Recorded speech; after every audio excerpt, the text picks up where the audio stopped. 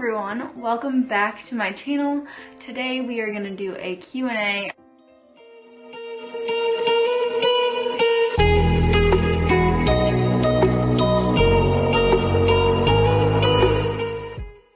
I filmed part 1 in the car on the way to Chicago. If you guys have not watched my Junior Nationals show weekend vlog, in that I did a full day of eating on the road. I did like competition behind the scenes. There's stage footage, there's footage with all my friends, there's the post-show meal, and then like my thoughts about how the competition went and my plan moving forward. So if you want to see any of that stuff, oh, and the part on the Chicago workshop. So if you guys want to see any of that stuff, go watch my last video, but this video is going to be a Q&A. I started answering questions on the way to Chicago, and today I'm going to answer a few more and finish up this video. So the Chicago questions will start now, and then you'll see me like this again at the end.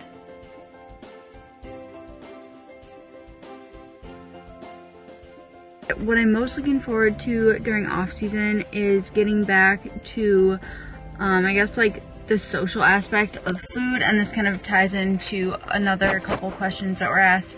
And obviously when I'm in the depths of prep and my macros are really low, which they have been for a while now, go watch my last video if you have questions about that. But I'm really excited to go back to social eating, going out to eat, even if it's just to like Panera and getting a salad that like isn't extremely accurate. Growing up, like my parents and I went out to eat a lot, to like good restaurants, and I'm a big foodie personally, so going on dates with this guy, just like social food eating stuff I'm really excited for.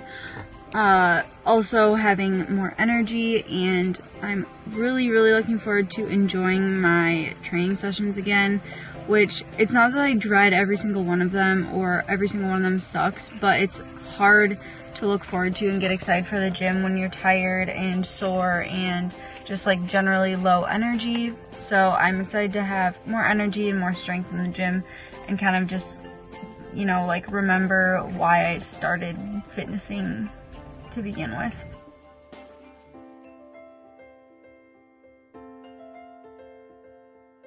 I would just reference my previous video for the kind of the reality of competition prep. I wish there were more honest people like that before I started competing, but I did have a lot of close competitor friends, so I really wasn't that much in the dark about it when I actually did commit to a prep.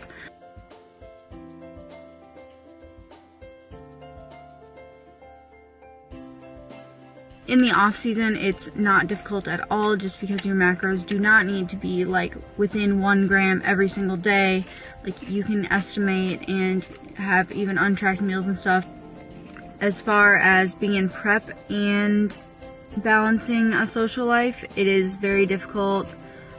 Personally, all of my friends that I had at like school are now graduated, so really this guy is my social life, and Kayla too, who also competes.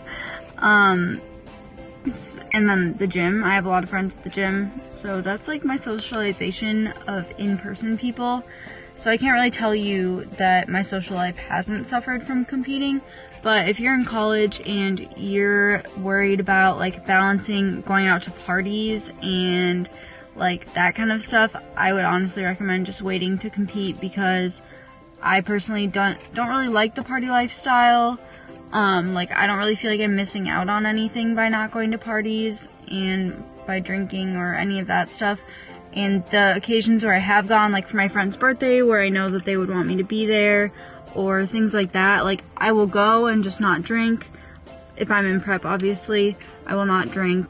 If I'm in off season, like I very rarely drink alcohol, just because I don't like the taste of it, like it makes me feel bad, whatever.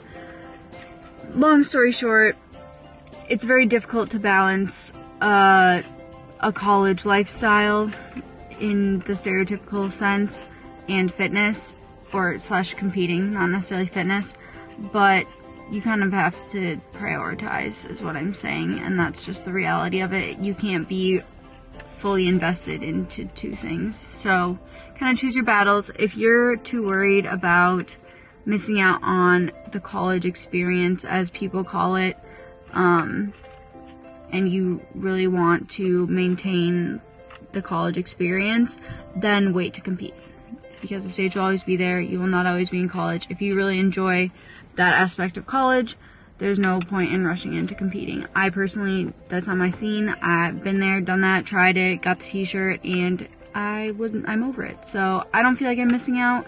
If you feel like you'd be missing out, just wait.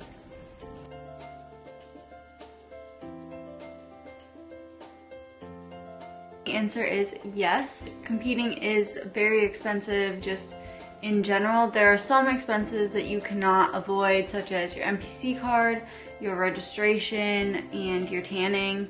Tanning, I would recommend not skimping on, just because tanning yourself can be a disaster, and tanning is something that can actually make or break you on stage. So those are 3 things that you can't really escape from, as well as obviously groceries and a gym membership are all things that are just going to be expenses no matter what.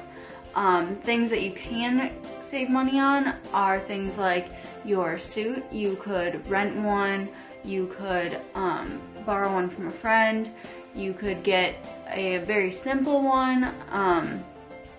A lot of brands will sell just like blank ones, and if you want it more bedazzled, you could buy the crystals and glue and bedazzle it yourself.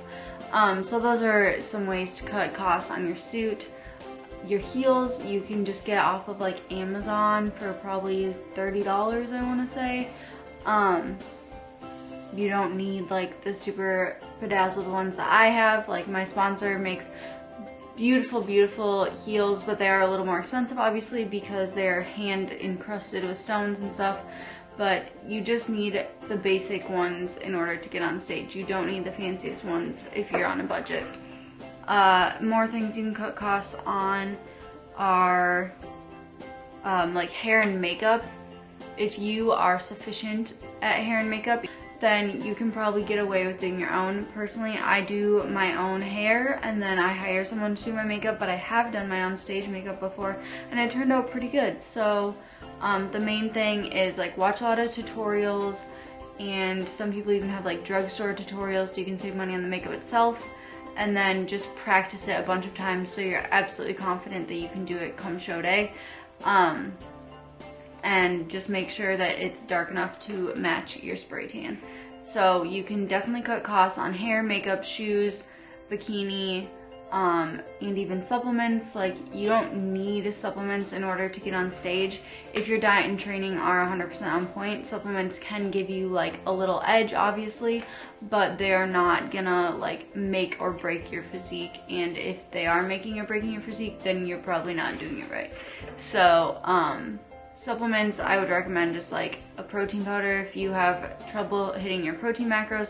Also, sometimes protein powder is actually cheaper per serving or like per gram of protein than buying meat. So that actually could be saving money for you.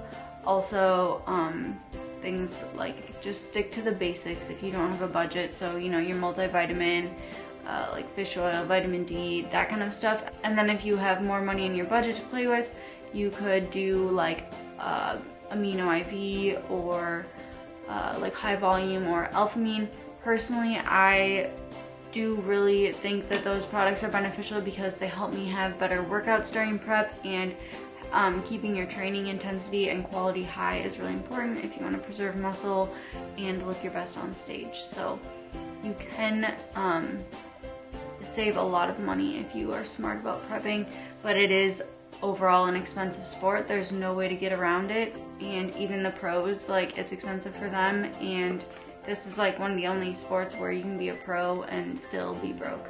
So competing is not cheap, and if you don't have the budget for it right now, the stage will always be there.